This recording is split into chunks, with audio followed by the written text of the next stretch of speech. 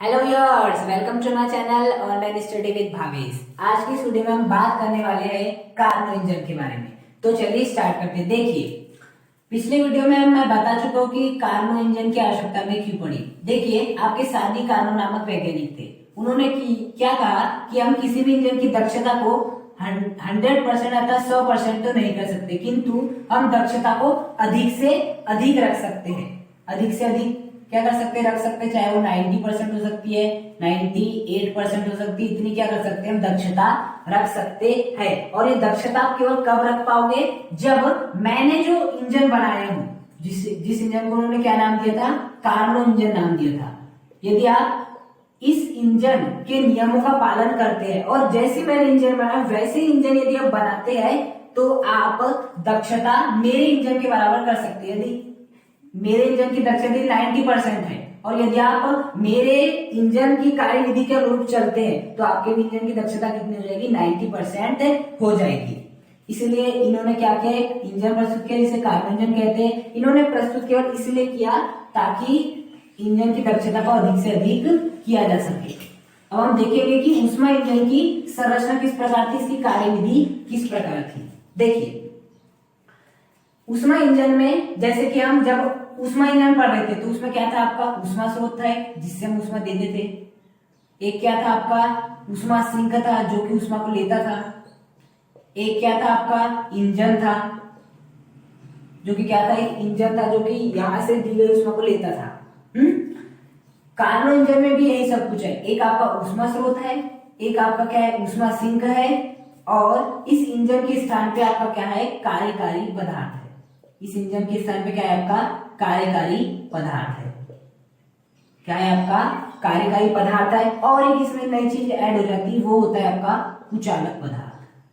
वो क्या हो जाता है, आपका कुचालक पदार्थ। अर्थात ऊष्मा इंजन में 3 का उपयोग करते थे, ऊष्मा स्रोत, ऊष्मा सिंक और इंजन, जबकि यहाँ 4 का उपयोग करेंगे, ऊष्मा स्रोत, ऊष्मा सिंक, कार्यकारी पदार्थ और कुचालक पदार्थ। ये 4 चीजों का हम उपयोग करेंगे।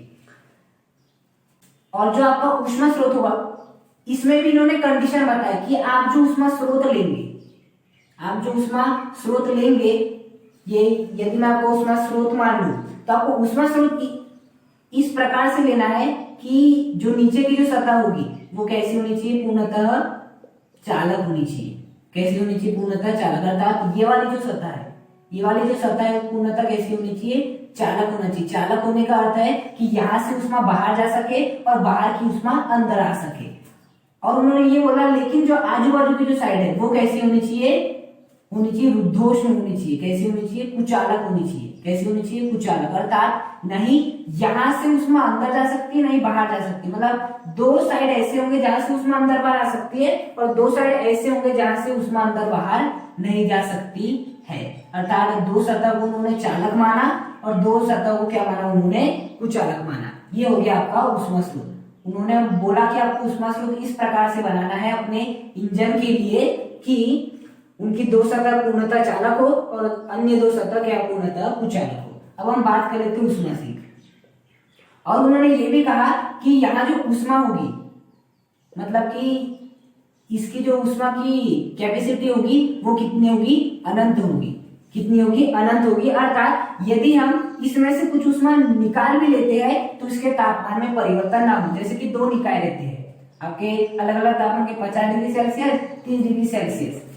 तापमान कैसे अलग अलग रहते हैं, तो यहाँ क्या हो जाता है, ऊष्मा द्वारा किसका स्थानांतरण होता है, ऊर्जा का स्थानांतरण होता है। और आपके जो टेम्परेचर है ये 50 से कितना हो जाता है, 40, और ये कितना हो जाता है आपका, ये भी हो जाता है 40। अर्थात यहाँ 10 टेम्परेचर घट गया या 10 टेम्परेचर बढ़ गया। लेकिन इन्होंने ये माना कि हमें इस प्रकार से पात्र लेना है कि यदि ऊष्मा बाहर निकलती भी है तो इनका तापमान परिवर्तित ना हो। यदि ये 50 है तो 50 ही रहे, चाहे कितनी ऊष्मा निकल जाए।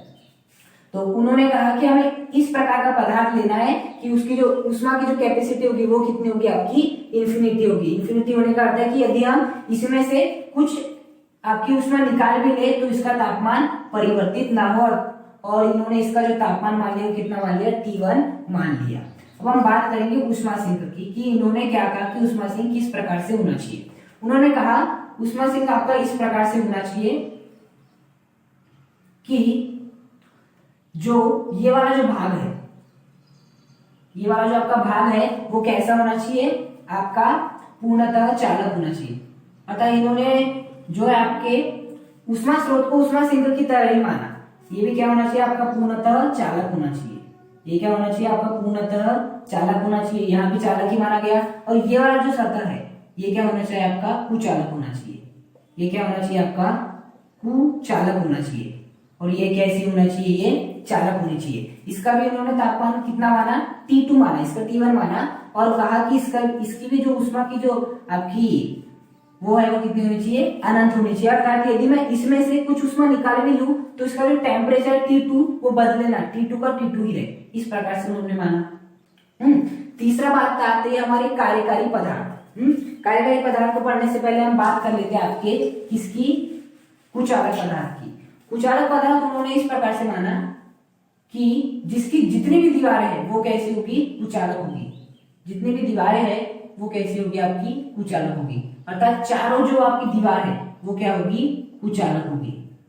वो कैसी होगी, कुचालक होगी। और ये हो गया आपका कुचालक पदार्थ। अब मेन बात आती है आपकी, जो आपका मेन है कार्यकारी पदार्थ। यही है आपका सबसे मेन कार्यकारी पदार्थ। उन्होंने ये माना कि कार्यकारी पदार्थ आपको कुछ इस प्रकार से होना चाहिए कि आजू बाजू की सतह क्या होनी चाहिए, ऐसे बिल्कुल कुचालक होनी चाहिए। आजू बाजू की सतह कुचालक होनी चाहिए और ये वाली सतह क्या होनी चाहिए, चालक होनी चाहिए। ये होनी चाहिए चालक और ये क्या होनी चाहिए, आपकी कुचालक होनी चाहिए। ये क्या होनी चाहिए, आपकी कुचालक होनी चाहिए। और उन्होंने माना कि यहां हमें क्या लेनी है, पूर्णतः आदर्श गैस लेनी है। क्या लेनी है हमें, पूर्णतः आदर्श गैस लेनी है। ऐसी वैसी कोई भी गैस नहीं लेनी है, आदर्श गैस लेनी है। कैसे लेनी है, आदर्श गैस लेनी है। और उन्होंने माना कि इसके ऊपर क्या लगा रहेगा, एक पिस्टन लगा रहेगा। क्या लगा रहेगा, इस प्रकार का पिस्टन लगा रहेगा। और ये जो पिस्टन होगा वो भी किस प्रकार का होगा, इसकी जो सतह होगी वो भी कैसी होगी, कुचालक होगी। तो उन्होंने कार्यकारी पदार्थ में क्या क्या माना कि आपको इस प्रकार का पात्र लेना है कि इसकी नीचे की सतह तो पूर्णतः चालक होनी चाहिए, मतलब कि यहाँ से उसमें बाहर जा सकती है और बाहर से अंदर आ सकती है। लेकिन जो बाजू की दीवारें होगी कुचालक होनी चाहिए, मतलब यहाँ से उसमें इधर नहीं जा सकती और नहीं अंदर आ सकती है, केवल यहाँ से आ सकती है। और उन्होंने क्या माना कि हमें यहाँ आदर्श गैस लेनी है।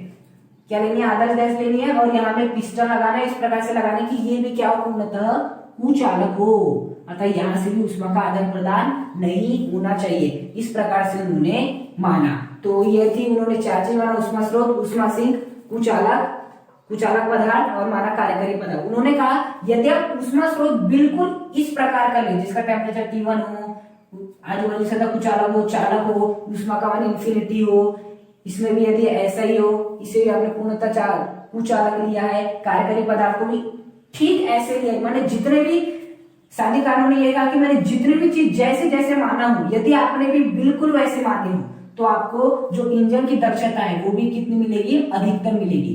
कितनी मिलेगी, अधिकतम 90%, 99%, 98% आपको इंजन की दक्षता देखने को मिलेगी। देखिए, आदर्श गैस क्या वास्तव में आदर्श गैस प्राप्त करना संभव है? बिल्कुल नहीं। वास्तव में आदर्श गैस पाई ही नहीं जाती है। पहली बात, कोई भी सतह क्या पूर्णतः चालक हो सकती? बिल्कुल नहीं हो सकती, कुछ ना कुछ तो होगी उसमें। तो यही हो गया, मतलब कि इनका जो इंजन था वो कल्पना पे आधारित था। आदर्श गैस में वास्तव में मिल नहीं सकती। दूसरा, कोई भी सतह पूर्णतः चालक नहीं हो सकती। किसी की भी ऊष्मा की एफिशिएंसी इंफिनिटी नहीं हो सकती, क्योंकि ऊष्मा का यदि स्थानांतरण होगा तो टेम्परेचर तो ऑब्वियस ही बात मानेगा। लेकिन इन्होंने माना कि आपको यदि मेरे इंजन के समान दक्षता प्राप्त करनी तो आपको इस प्रकार की व्यवस्था करनी ही पड़ेगी, किंतु वास्तव में ऐसा संभव ही नहीं है। तो कार्नो इंजन कैसा है? एक आपका काल्पनिक इंजन है। कैसा इंजन है? काल्पनिक इंजन है। क्यों? क्योंकि इस इंजन में जो जो शर्त मानी गई है वो आधे से ज्यादा तो काल्पनिक बात है, इसलिए क्या माना जाता है? इसे काल्पनिक इंजन भी माना जाता है और इसे आदर्श इंजन भी माना जाता है। क्यों? क्योंकि हम आदर्श गैस का प्रयोग कर रहे हैं। तो ये था इसके कुछ प्रमुख क्या क्या आपकी संरचना थी कि ऊष्मा स्रोत कैसा रहता है, ऊष्मा सिंक किस प्रकार रहता है, कुचालक पदार्थ किस प्रकार से रहता है और आपका कार्यकारी पदार्थ किस प्रकार से रहता है। अब हम बात करेंगे इसकी कार्यविधि की, ये किस कार्यविधि पर कार्य करता है। देखिए, इसकी कार्यविधि किस प्रकार से होती है। इस कार्यविधि को समझने के लिए आपको समतापीय और उद्धोष्म प्रक्रम में कार्य किस प्रकार से निकाला जाता है उसे आपको अच्छे से याद रखना है। और समतापी प्रक्रम कब होता है, उद्धोष्म प्रक्रम क्या होता है उसे आपको अच्छे से मालूम होना। देखिए अब हम बात करेंगे कार्यविधि की कि कार्यविधि क्या होगी। इन्होंने तो बता दिया क्या क्या उपकरण उपयोग में लाने हैं और किस प्रकार के लाने हैं। अब इन्होंने कार्यविधि क्या कहा, इन्होंने कहा आपको सबसे पहले लेना है आपका ऊष्मा स्रोत। ले लिया हमने ऊष्मा स्रोत। ऊष्मा स्रोत लेना है। ऊष्मा स्रोत में क्या होता है, आजू बाजू की जितनी भी दीवारें रहती है वो कैसी रहती है, आजू बाजू की जितनी भी दीवारें रहती है वो रहती है कुचालक, और ये वाली जो रहती है वो कैसी रहती है, चालक रहती है। वो क्या रहती है, पूर्णतः चालक रहती है, और इधर की क्या रहती है, कुचालक रहती है। उन्होंने कहा कि इसके ऊपर रख दीजिए आप अपना कार्यकारी पदार्थ। क्या रख दीजिए, कार्यकारी पदार्थ। कार्यकारी पदार्थ क्या होता है, जिसमें कि इस प्रकार से क्या भरी रहती है, आदर्श गैस भरी रहती है। इस प्रकार से क्या लगा रहता है, पिस्टन लगा रहता है। तो इन्होंने ये माना कि आप क्या कीजिए, सर्वप्रथम आपके जो कार्यकारी पदार्थ को किसके ऊपर रख दीजिए, आपके ऊष्मा स्रोत के ऊपर रख दीजिए। और इस ऊष्मा स्रोत का टेम्परेचर कितना मानते हैं, T1। इस ऊष्मा स्रोत के ऊपर रख दीजिए। अब क्या बोला इन्होंने कि आप धीरे धीरे अत्यंत ही धीरे धीरे यहाँ क्या कीजिए। और उन्होंने एक बात भी बोली थी कि जो आपका कार्यकारी पदार्थ था, जो कि आपका इस प्रकार का था, कार्यकारी पदार्थ इस प्रकार का था, यहाँ आप क्या रख दीजिए, छोटे छोटे ईंट के टुकड़े भी रख दीजिए। क्या रख दीजिए, छोटे छोटे ईंट के टुकड़े भी रख दीजिए। तो यहाँ क्या रहेंगे, छोटे छोटे ईंट के टुकड़े भी आ जाएंगे ऐसे। इन्होंने ऐसा माना था कि आपको ऐसा रखना होगा। तो इस प्रकार से रख दीजिए। तो आपका कार्यकारी पदार्थ को किस में रखना है, आपको सबसे पहले, ये आपका पहला स्टेप, कि आपको सबसे पहले कार्यकारी पदार्थ को किसके ऊपर रखना है, ऊष्मा स्रोत के ऊपर रखना है। इसके बाद क्या करना है, आपको धीरे धीरे इन जो ईंट के टुकड़े हैं इनको क्या करते जाना है, हटाते जाना है, बिल्कुल धीरे धीरे। यह प्रक्रिया अत्यंत क्या होनी चाहिए, स्लोली, नॉट स्लोली, धीरे धीरे। कैसे होनी चाहिए, धीरे धीरे होनी चाहिए। तो देखो जैसे हम वेट हटाते जाएंगे ऊपर से धीरे धीरे, स्लोली, तो क्या होगा, जो यहाँ गैस भरी हुई है, जैसे जैसे हम धीरे धीरे वेट हटाते जाएंगे तो गैस क्या करेगी, इसे ऊपर की ओर ढकेलने का क्या करेगी, प्रयास करेगी। क्या करेगी, ऊपर की ओर ढकेलने का प्रयास करेगी। अब ऊपर की ओर ढकेलने का प्रयास करेगी मतलब गैस आपका क्या करेगी, कार्य करेगी। गैस क्या करेगी, कार्य करेगी। अब यदि कार्य करना है तो कार्य करने के लिए दो चीजों की आवश्यकता होती है। एक होती है आपकी आंतरिक ऊर्जा, किसकी आवश्यकता होती है, आपको आंतरिक ऊर्जा की आवश्यकता होती है, या किसकी आवश्यकता होती है, ऊष्मा की आवश्यकता होती है। या तो आप ऊष्मा दे दीजिए गैस को तो ये ऐसे ऊपर की ओर ढकेल लेगी, और या तो क्या कीजिए आप आंतरिक ऊर्जा, जो गैस की आंतरिक ऊर्जा, वो आंतरिक ऊर्जा से क्या करेगी, कार्य करेगी। तो देखिए यहाँ होता क्या है, यहाँ होता है ये जो आपका ऊष्मा स्रोत है, यहाँ से क्या है, पूर्णतः चालक है। यहाँ से क्या है, ये आपका पूर्णतः चालक है। अब यदि पूर्णतः चालक है तो ये गैस क्या करती है, अपनी आंतरिक ऊर्जा का उपयोग नहीं करती। जैसे हम वेट धीरे धीरे हटाते जाते हैं तो यह गैस धीरे धीरे कार्य करते जाती है, और धीरे धीरे जब वो कार्य करती है, तो उस कार्य को करने के लिए वो अपनी आंतरिक ऊर्जा का उपयोग नहीं करती, वो यहाँ से ऊष्मा लेती है। अर्थात यहाँ से क्या लेती है, ये ऊष्मा लेती है। और वो मैं मान लेता हूँ Q1। मैंने मान लिया कि गैस ने इसे ऊपर ढकेलने के लिए जब हम भार धीरे धीरे हटा रहे थे, यहाँ से Q1 ऊष्मा ली, और क्यों ले पाई, क्योंकि ये क्या था, चालक था। क्योंकि यहाँ से ऊष्मा का क्या हो सकता है, आदान प्रदान। तो यहाँ से क्या हो गया, आपकी ऊष्मा का क्या हो गया, आदान प्रदान हो गया। ऊष्मा का कितनी ऊष्मा का आदान प्रदान हुआ, Q1 ऊष्मा इस गैस को प्राप्त हो गई, और इस गैस ने तो क्या कर दी, ऊपर की ओर ऐसे ढकेलने लगी, और आंतरिक ऊर्जा का उपयोग बिल्कुल भी नहीं की। अब देखिए यह प्रक्रिया अत्यंत ही कैसे हो रही है, स्लोली, अर्थात धीरे धीरे हो रही है। कैसे हो रही है, धीरे धीरे हो रही है। और हम जानते हैं कि जो है आपका ऊष्मा स्रोत है, उसका तापमान कितना है, T1 है। जो आपका गैस का तापमान है वो भी कैसा है, फिक्स है। आपका फिक्स है। अब जैसे मैंने हटाया इसे तो धीरे धीरे कार्य हुआ। अब धीरे धीरे कार्य हुआ तो उसने किसका उपयोग किया, इस Q1 उष्मा का उपयोग किया। मतलब कि यहाँ से उष्मा Q1 यहाँ गई है, मतलब कि और जब भी उष्मा का स्थानांतरण होता है तो आपका टेम्परेचर क्या होता है, परिवर्तित होता है। लेकिन इन्होंने कहा कि उष्मा स्रोत हमें इस प्रकार से माना है कि यदि टेम्परेचर T1 है तो T1 ही रहेगा, चाहे कितनी भी उष्मा का क्या कर लो, आदान प्रदान करो, कितनी नहीं, थोड़ी सी भी उष्मा का आदान प्रदान करोगे तो आपका जो तापमान है वो बदलेगा नहीं। तो यहाँ से यहाँ Q1 का स्थानांतरण हुआ है तो आपका टेम्परेचर T1 ही बना रहेगा, क्योंकि इसकी जो उष्मा एफिशिएंसी है वो कैसी माने थे, उन्होंने इंफिनिटी माने थे। तो यहाँ का तापमान T1 ही बना रहेगा चाहे कितनी उष्मा चले जाए। और गैस का भी तापमान यदि पहले 25 डिग्री सेल्सियस था तो 25 डिग्री सेल्सियस ही रहेगा। 25 डिग्री सेल्सियस से कम कब होता, जब वो आंतरिक ऊर्जा का उपयोग करता, लेकिन आंतरिक ऊर्जा का उपयोग नहीं किया, मतलब कि 25 डिग्री सेल्सियस ही रहेगा इसका तापमान सदैव, और इसका भी तापमान T1 ही रहेगा। अर्थात यहाँ तापमान परिवर्तित नहीं होगा, नहीं गैस का होगा नहीं आपका इस T1 का होगा। अर्थात और जब भी ऐसा होता है तो कौन सी प्रक्रिया होती है आपकी, समतापी। समतापी प्रक्रिया में ये होता है कि आपका तापमान कैसा रहता है, बिल्कुल समान रहता है। तो ये होगा समतापी, तापमान क्या है, समान है। तो समतापी प्रक्रिया हुई। साथ ही साथ ये प्रक्रिया अत्यंत धीरे धीरे हो रही, मैं धीरे धीरे हटाते जा रहा हूँ, क्या करते जा रहा हूँ, धीरे धीरे आपके इस पदार्थ को क्या करते जा रहा हूँ, हटाते जा रहा हूँ। अब यदि मैं धीरे धीरे इस पदार्थ को हटा रहा हूँ, साथ ही साथ टेम्परेचर भी समान है, तो ये कौन सी प्रक्रिया हो गई, समतापी प्रक्रिया। कैसी प्रक्रिया हो गई, समतापी प्रक्रिया। अब देखिए यहाँ गैस क्या कर रही है, इसे ऊपर की ओर ढकेलने का प्रयास कर रही है, ऊपर की ओर ढकेलने का प्रयास कर रही है, इसका मतलब क्या कर रही है, वो प्रसार कर रही है। ऊपर की ओर ढकेलने का प्रकार क्यों, मतलब पहले गैस इतने में थी अब इतने में हो जाएगी, मतलब अपना क्या कर रही है, प्रसार कर रही है। अर्थात जो पहली जो आपकी कार्यविधि हो जाएगी वो क्या, वो कौन सी हो जाएगी, समतापीय प्रसार। जो कि पहली प्रक्रिया हो जाएगी वो कैसी होगी, समतापीय प्रसार। समतापीय क्यों, क्योंकि तापमान समान है। प्रसार क्यों, क्योंकि ये प्रसार कर रही है। तो आपकी जो पहली प्रक्रिया हो जाएगी वो कैसी हो जाएगी, समतापीय प्रसार हो जाएगी। अब हम बात करते हैं इसके दूसरे पद की, कि इन्होंने दूसरे पद में क्या माना। पहली प्रक्रिया को कौन सा नाम दे देते हैं हम, समतापी प्रसार। पहली प्रक्रिया को इन्होंने क्या नाम दिया, समतापी प्रसार, कि प्रसार भी हो रहा था, तापमान क्या था, सेम भी था। अब दूसरा क्या मानना है, दूसरा इन्होंने माना कि फिर से आप क्या लीजिए, आपके कार्यकारी पदार्थ को लीजिए, उसमें क्या भरी हुई थी, आदर्श गैस भरी हुई थी। क्या भरी थी, आदर्श गैस भरी हुई थी। इसके ऊपर क्या लगा था, आपका पिस्टन लगा हुआ था। इस प्रकार क्या लगा था, पिस्टन लगा हुआ था। और हमने धीरे धीरे जब हटा रहे थे तो आपके यहाँ के सभी भार हट गए, लेकिन इतने भार क्या हो गए, आपके बच गए। इतने भार क्या हो गए, आपके बच गए। यहाँ पहले आयतन देखिए इतना था, अब इसने थोड़ा कार्य किया, Q1 उसमें पाके तो इतना हो गया, तो गैस का आयतन भी क्या हो गया, यहाँ पर बढ़ गया। अब उन्होंने बोले जब इतनी प्रक्रिया हो गई, इसके बाद आपको इस कार्यकारी पदार्थ को, ये वाला जो आपका कार्यकारी पदार्थ है, इसे आपको किसके ऊपर रखना है, इसके बाद आपको इसे रखना है कुचालक पदार्थ के ऊपर। और कुचालक पदार्थ किस तरह होता है, कुछ इस प्रकार का, मतलब जहां से नहीं उष्मा का आदान प्रदान हो सकता है और नहीं बाहर से उष्मा अंदर जा सकती है। इस प्रकार के कुचालक पदार्थ के ऊपर क्या कर देना है, आपको रख देना है।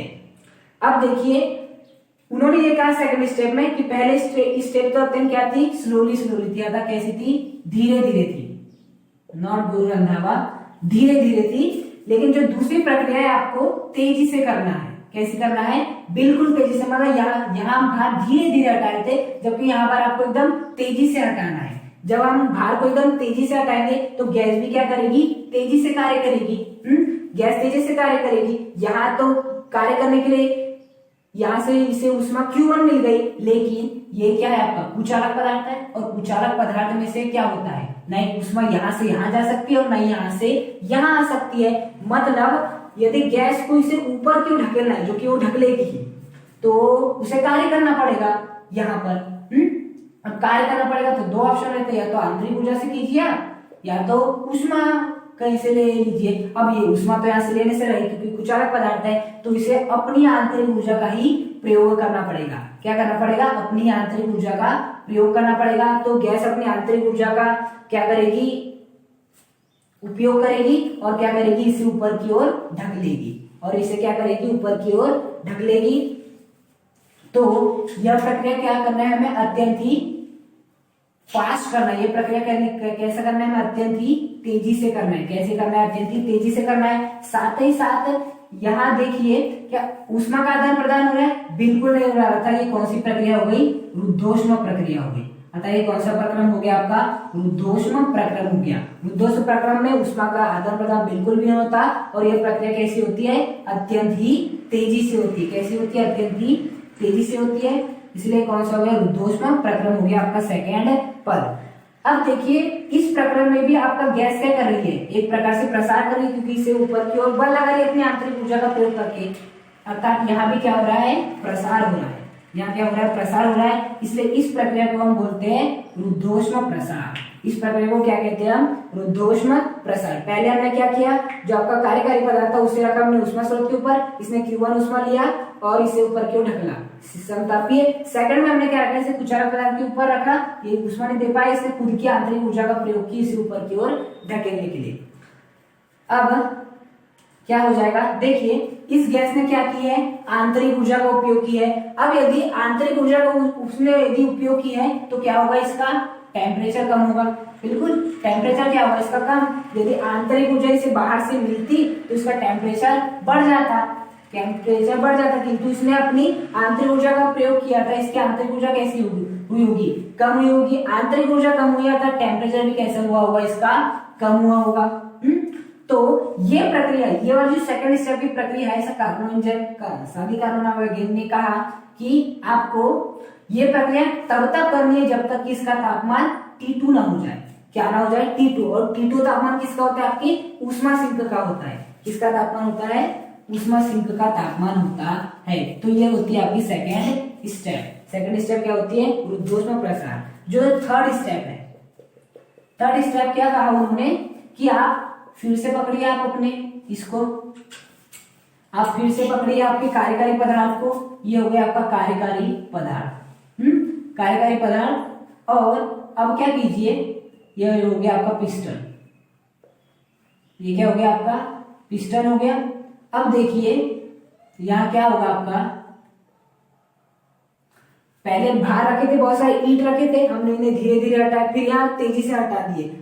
अब क्या कर दिया हमने, पूरी तरह क्या हट चुके हैं, जितने भी भार थे वो क्या है, पूरी तरह हट चुके हैं। गैस का तापमान कितना हो गया आपका, T2 हो गया है। और इन्होंने ये कहा कि तीसरे स्टेप में आप क्या कीजिए, इसे जाकर रख दीजिए ऊष्मा सिंक के ऊपर। किसके ऊपर जाके रख दीजिए, ऊष्मा सिंक के ऊपर रख दीजिए। किसके ऊपर रख दीजिए, ऊष्मा सिंक के ऊपर। और ऊष्मा सिंक का तापमान कितना होता है, T2। इसका भी तापमान कितना है, T2 है। अब इन्होंने क्या कहा कि अब क्या कीजिए, आप धीरे धीरे, आपने इसमें से आपके जो टुकड़े थे उसे हटा दिए। अब तीसरे पद में क्या करना है, धीरे धीरे आपको यहाँ पर क्या करते जाना है, बाहर से टुकड़े रखते जाना है। पहले आपने हटाए, अब धीरे धीरे क्या करते जाना है, टुकड़े रखते जाना है। ये प्रक्रिया भी कैसी होनी चाहिए, स्लोली स्लोली, अर्थात बहुत ही धीरे धीरे होनी चाहिए ये वाली प्रक्रिया भी।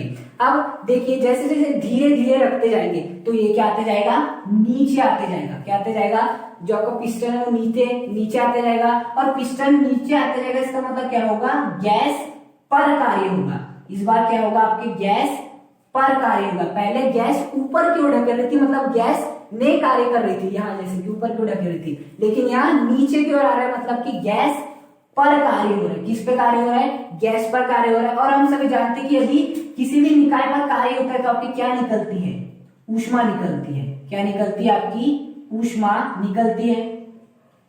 क्या निकलती है, आपकी ऊष्मा निकलती है। अर्थात जैसे हम धीरे धीरे इसको रखने का प्रयास करेंगे तो गैस पर कार्य होगा। गैस पर कार्य होगा मतलब क्या निकलेगी, आपकी ऊष्मा निकलेगी। क्या निकलेगी, आपकी ऊष्मा निकलेगी। अब जब ऊष्मा निकलेगी क्या होगा, आपका ऊष्मा निकलेगी। तो ये कैसा है, जो आजू बाजू का रहता है ऊष्मा सिंक का, वो कैसा रहता है, बिल्कुल कुचालक रहता है। जबकि जो ये रहता है वो कैसा रहता है, पूर्णतः चालक रहता है। मतलब कि यहाँ से आपकी ऊष्मा अंदर से बाहर आ सकती है, बाहर से अंदर जा सकती है। मतलब जब हम गैस पे कार्य करेंगे धीरे धीरे तो ये क्या, गैस क्या करेगी, ऊष्मा को निकालेगी और वही ऊष्मा कहाँ पे आ जाएगी, आपकी यहाँ पे आ जाएगी। किसके द्वारा आ जाएगी, आपके, क्योंकि यहाँ चालक पदार्थ है तो उस चालक पदार्थ के कारण, उस चालक सतह के कारण यहाँ से जो ऊष्मा निकलेगी वो कहाँ आ जाती है, आपके इस ऊष्मा सिंक में आ जाती है। क्या हो जाती है, आपकी इस ऊष्मा सिंक में आ जाती है। यदि हम वहां भी बात करें, यदि हम ऊष्मा इंजन की बात करें तो ऊष्मा इंजन में क्या हो रहा था, ऊष्मा स्रोत आपके इंजन को ऊष्मा दे रहा था। यहाँ भी यही हो रहा है, ऊष्मा स्रोत आपके इंजन को दे रहा है Q1 ऊष्मा, वहां क्या हो रहा था, ऊष्मा सिंक में क्या रही थी आपकी ऊष्मा आ रही थी, इंजन से ऊष्मा आ रही थी। यहाँ भी क्या हो रहा है, इंजन से आपकी ऊष्मा आ रही है। अब देखिए ये प्रक्रिया भी कैसी आपकी, ये प्रक्रिया को यदि आप देखें तो ये भी कैसी है, समतापी प्रक्रिया है। वो कैसी प्रक्रिया है, समतापी प्रक्रिया। क्यों, क्योंकि इसमें जो आपका टेम्परेचर है वो कैसा है, इक्वल है। यहाँ यदि टेम्परेचर T2 है तो T2 रहेगा। क्यों, क्योंकि इनकी जो ऊष्मा एफिशिएंसी वो कितनी, इन्फिनिटी, चाहे कितनी ऊष्मा आ जाए इनका टेम्परेचर नहीं बदलने वाला है, इनका टेम्परेचर वहीं का वही रहने वाला था। ये प्रक्रिया कैसी होगी, समतापी प्रक्रिया। अब देखिए यहाँ पर, और ये प्रक्रिया धीरे धीरे भी हो रही है, इसलिए समतापी प्रक्रिया बोल सकते हैं। अब यहाँ एक प्रकार से देखिए तो आपका पिस्टन नीचे की ओर आ रहा है, नीचे की ओर आ रहा है, मतलब जो आयतन होगा वो कैसा होगा आपका, कम होगा। वो आयतन कैसा होगा आपका, कम होगा। मतलब यहाँ कौन सी प्रक्रिया होगी आपकी, संपीड़न की प्रक्रिया होगी। कौन सी प्रक्रिया होगी, संपीड़न की प्रक्रिया होगी। अर्थात ये समतापी प्रक्रिया तो है, साथ ही समतापीय संपीड़न की भी प्रक्रिया हो जाएगी। किसकी प्रक्रिया हो जाएगी, समतापीय संपीड़न की प्रक्रिया भी हो जाएगी। तो थर्ड स्टेप क्या होती है आपकी, समतापीय संपीड़न की प्रक्रिया हो जाती है। किसकी प्रक्रिया हो जाती है, ये समतापीय संपीड़न की प्रक्रिया हो जाती है। अब चौथी स्टेप और अंतिम स्टेप इन्होंने क्या कहा, देखिए इन्होंने इसके बाद कहा क्या, पुनः क्या कीजिए, जो आपका ये है इसे पुनः पकड़िए, और जो यहाँ पिस्टन था हमने धीरे धीरे क्या रख रहे थे, इसके ऊपर टुकड़े रखते जा रहे थे। तो पहले इसका आयतन इतना था तो अब कितना हो जाएगा, कम हो जाएगा। तो धीरे धीरे क्या रखते जा रहे थे, पत्थर रखते जा रहे थे इसके ऊपर, धीरे धीरे क्या रखते जा रहे थे, आपके टुकड़े रखते जा रहे थे। ये हो गया आपका कार्यकारी पदार्थ। अब इन्होंने कहा कि फिर से इसे कहाँ रख दीजिए, आप कुचालक पदार्थ के ऊपर रख दीजिए। इसे कहाँ रख दीजिए, फिर से आप कुचालक पदार्थ के ऊपर रख दीजिए। किसके ऊपर, कुचालक पदार्थ के ऊपर ले जाकर रख दीजिए। और अब जो आप प्रक्रिया करेंगे एकदम बहुत तेजी से करेंगे, बहुत तेजी से इसके ऊपर क्या रखते जाएंगे, टुकड़े रखते जाएंगे, बहुत तेजी से टुकड़े रखते जाएंगे। अब यदि बहुत तेजी से टुकड़े रखते जाएंगे तो इसका जो इतना भाग है वो बहुत तेजी से कम होगा। तेजी से कम होगा मतलब कि जो गैस पर क्या होगा, कार्य होगा। पहले गैस ऊपर को ढकेल रही थी यहाँ पर, अब क्या हो रही है, गैस पर कार्य हो रही है। तो यहाँ क्या होगा, गैस पर क्या होगा, कार्य होगा। अब यदि गैस पर क्या होगा, कार्य होगा, तो ऑब्वियस सी बात है ऊष्मा क्या होगी आपकी, निकलेगी। आपकी क्या होगी, ऊष्मा क्या होगी, निकलेगी। आपकी ऊष्मा क्या होगी, निकलेगी। किंतु यहाँ देखिए ये क्या है, पूर्णतः कुचालक पदार्थ है। ये कैसा है, पूर्णतः कुचालक पदार्थ है। अब यदि ये पूर्णतः कुचालक पदार्थ है तो ना ही ऊष्मा यहाँ से यहाँ जाएगी, ना यहाँ से यहाँ आएगी। मतलब गैस अब ऊष्मा निकाल ही नहीं सकती है। गैस क्या नहीं कर सकती ऊष्मा, क्योंकि गैस पर हम जैसे जैसे रखेंगे तो गैस पर क्या होगा, कार्य होगा। गैस पर कार्य होगा तो इसके पास दो ऑप्शन है, या तो वो अपनी ऊष्मा निकाल ले, क्या कर ले, अपनी ऊष्मा निकाल ले, या अपनी आंतरिक ऊर्जा बढ़ा ले। या तो ऊष्मा निकाल ले, आंतरिक ऊर्जा बढ़ा ले। अब वो ऊष्मा निकाल नहीं सकती, क्योंकि ऊष्मा निकालेगी तो उसे कहाँ जाना चाहिए, यहाँ जाना चाहिए, लेकिन वो यहाँ जाएगी नहीं, इसलिए ऊष्मा इस स्टेप में नहीं निकालती है। वो क्या करती है, आपकी आंतरिक ऊर्जा क्या करती है, बढ़ाती है। वो क्या करती है, अपनी आंतरिक ऊर्जा क्या करती है, बढ़ाती है। क्या करती है, अपनी आंतरिक ऊर्जा बढ़ाती है और क्या करते हैं, इसके ऊपर कार्य होता है। तो ये है 4 स्टेप। उन्होंने कहा यदि आप इन 4 स्टेप को मैंने जैसा कहा है वैसा फॉलो करते हैं तो आप जो इंजन बनाएंगे उसकी दक्षता आपको अधिकतम मिलेगी। तो ये थी इसकी क्या, कार्यविधि। यह प्रक्रिया बहुत ही तेजी से हो रही है, बहुत ही हम तेजी से क्या रखते हैं, जैसे पत्थर के टुकड़े रखते जाए, टुकड़े रखते जाए, टुकड़े रखते जाए, तो बहुत ही तेजी से हो रही है। साथ ही साथ इसमें क्या हो रहा है, इसमें देखिए तो एक प्रकार से गैस का क्या हो रहा है, संपीड़न हो रहा है। क्या हो रहा है, संपीड़न हो रहा है। क्या हो रहा है, यहाँ संपीड़न हो रहा है। और साथ ही साथ नहीं ऊष्मा यहाँ से यहाँ जा रही है और नहीं यहाँ से यहाँ जा रही है। अर्थात ये कौन सी प्रक्रिया हो गई आपकी, रुद्धोष्म प्रक्रिया हो गई। यहाँ नहीं ऊष्मा का आदान प्रदान हो रहा है, नहीं कुछ हो रहा है, नहीं उसमें यहाँ से यहाँ जा रही है और नहीं उसमें यहाँ से यहाँ जा रही है। अर्थात यहाँ संपीड़न भी हो रहा है, गैस का आयतन भी कम हो रहा है, क्योंकि उसके ऊपर जब हम टुकड़े रखते जाएंगे तो गैस का आयतन कम होते जाएगा। साथ ही साथ इसमें ऊष्मा का आदान प्रदान भी नहीं हो रहा है। अर्थात यह जो चौथी प्रक्रिया है वो कौन सी प्रक्रिया है आपकी, रुद्धोष्म संपीड़न।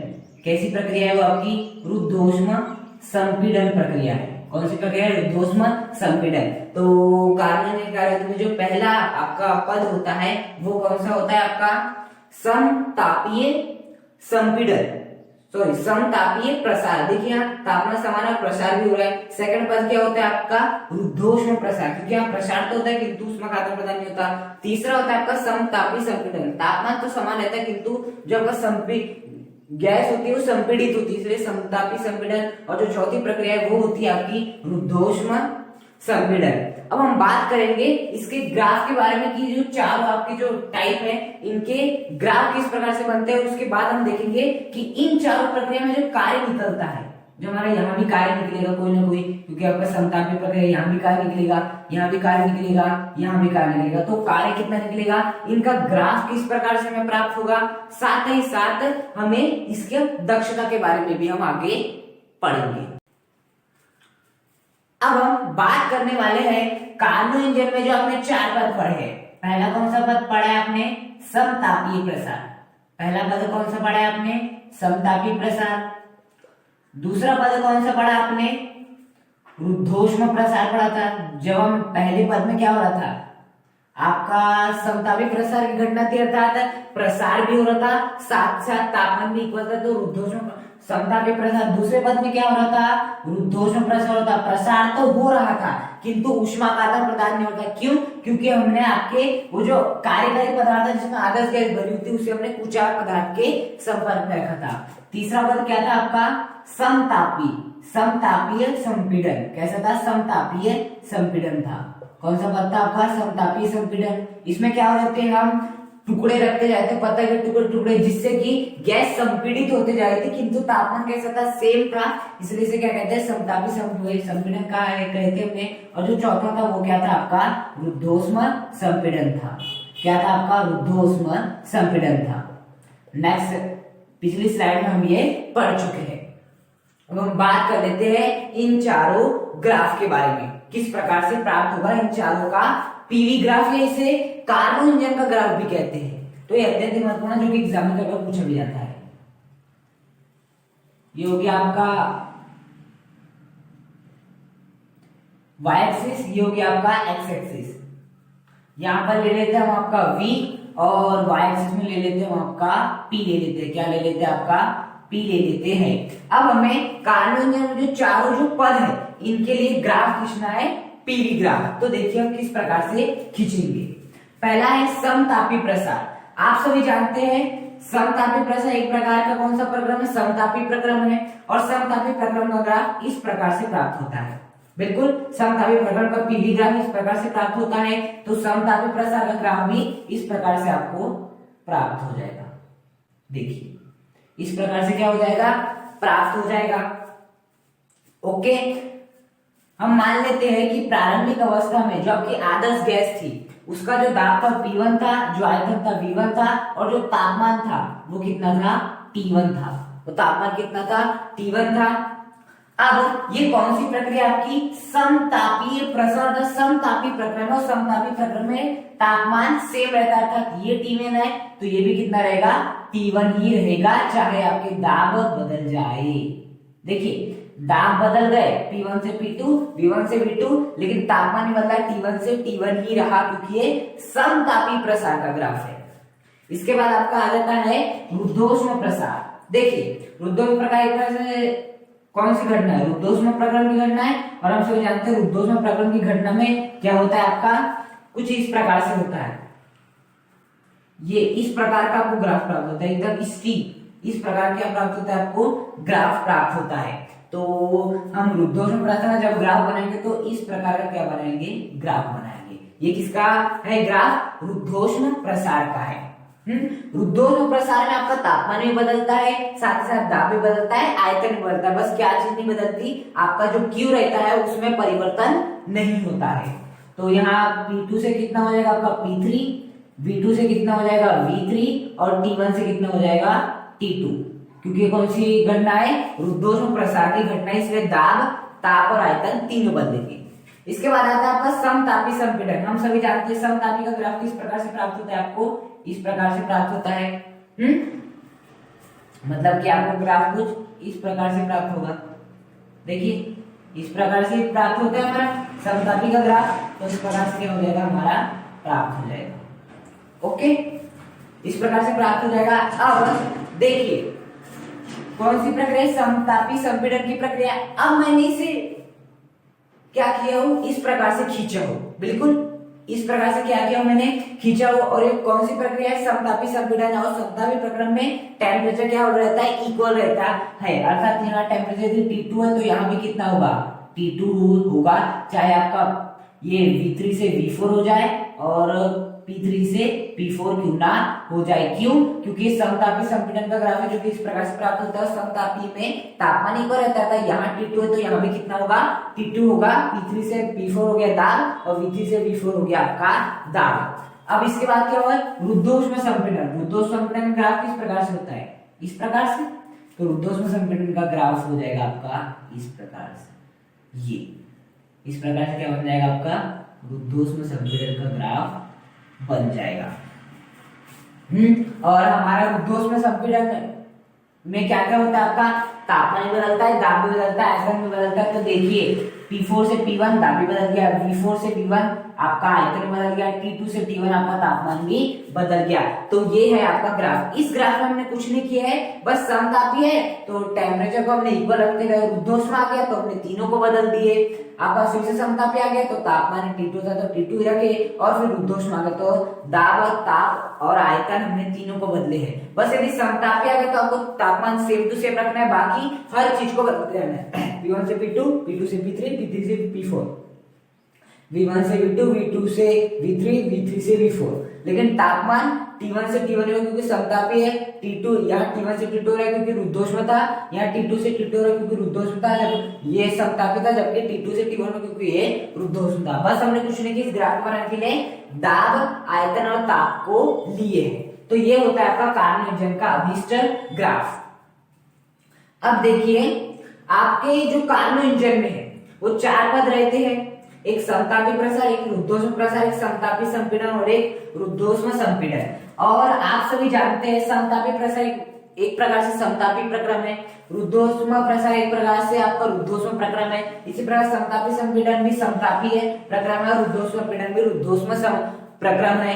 अब हम सभी जानते हैं कि प्रक्रम यदि होता है कोई भी तो उसमें कोई ना कोई कार्य होता है, तो ये भी एक प्रक्रम है तो इसमें भी कार्य निकाला जाएगा। मैं मान लेता हूं इसमें जो कार्य निकाला जाएगा वो निकाला जाएगा W1, इसमें भी कार्य निकाला जाएगा तो मैं कार्य मान लेता हूँ W2, इसमें भी निकाला जाएगा क्योंकि प्रक्रम है इसे मानूंगा W3, और इसमें भी कार्य निकालेगा इसे मैं क्या कर लूंगा W4 मान लूंगा।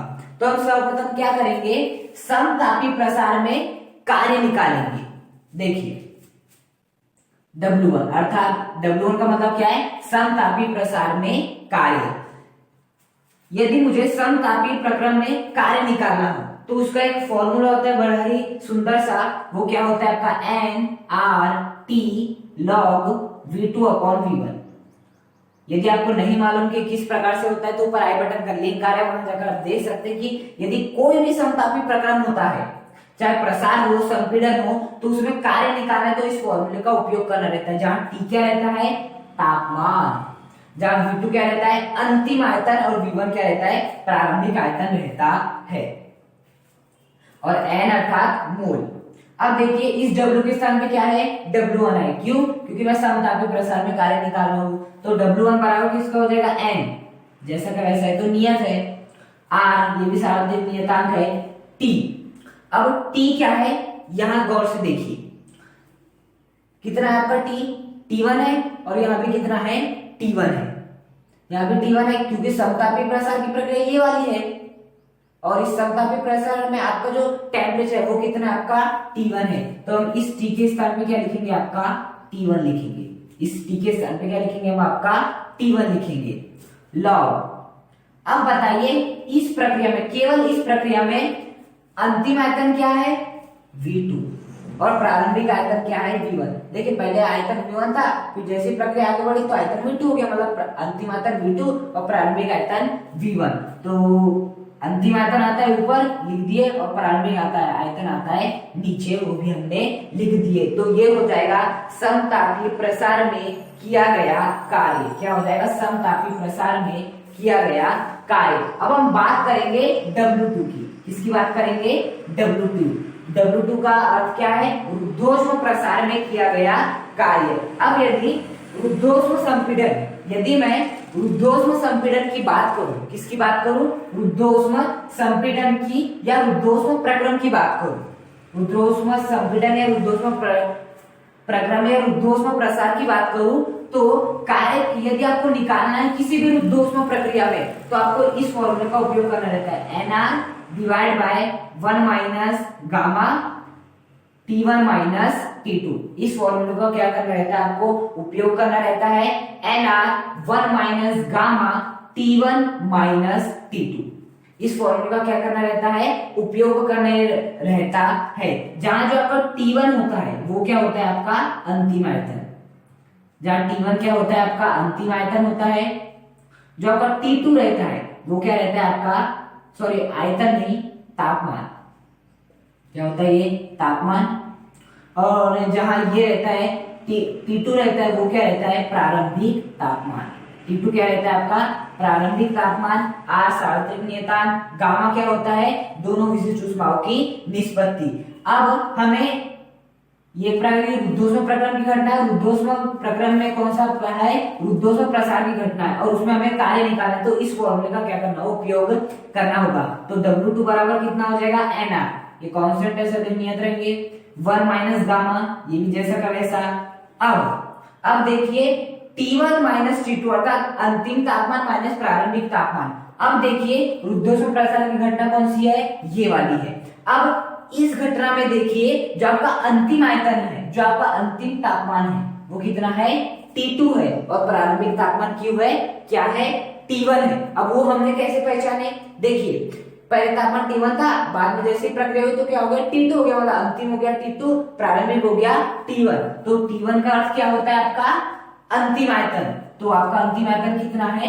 T2 है। आपका अंतिम आयतन कितना है? T2 है माइनस T1। T2 का अर्थ क्या होता है? प्रारंभिक आयतन। T2 का अर्थ क्या होता है? प्रारंभिक आयतन। और आपका प्रारंभिक आयतन कितना है?